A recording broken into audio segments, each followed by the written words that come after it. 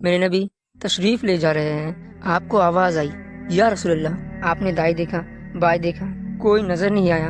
پھر آواز آئی یا رسول اللہ۔ دیکھا تو ایک ہرنی گلے میں رسی چارپائی سے بندھی ہوئی آپ کو پکار رہی تھی۔ آپ قریب آئے، کہا کیا؟ کہا آپ کے صحابی مجھے پکڑ کے لے آئے۔ کہا میں اللہ کی تقدیر میں راضی ہوں، مطلب ذبح کی جاؤں گی، لیکن میرے چھوٹے چھوٹے بچے ہیں، بھوکے ہیں، برائے مہربانی آپ اگر مجھے چھوڑ دے میں ان کو دودھ پلا کے واپس آ جاؤں گی۔ تو آپ نے فرمایا اگر تو واپس نہ آیا پھر؟ کہا میں اگر واپس نہ آئی تو اللہ تعالیٰ مجھے جہنم میں ڈال دے جیسے انسانوں کو ڈالے گا۔ تو آپ نے اس کی رسی کھول دی اور وہی بیٹھ گئے۔ اس نے دوڑ لگائی اور پہاڑوں میں غائب ہو گئی۔ دیر گزر گئی، آپ نے دیکھا تو وہ پہاڑ سے اتر رہی تھی اور آ کر کہا یا رسول اللہ میں حاضر ہوں۔ اللہ اکبر۔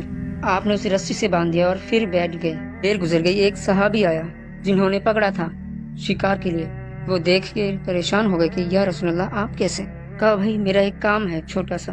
کہا کیا؟ کہ یہ ہرنی ہدیہ مانگتا ہوں آپ سے۔ صحابی نے کہا یا رسول اللہ ہم تو جان قربان کرنے کے پیچھے ہے۔ آپ نے فرمایا کہ نہیں بس یہ ہرنی دے دے۔ صحابہ نے کہا لے لیجیے۔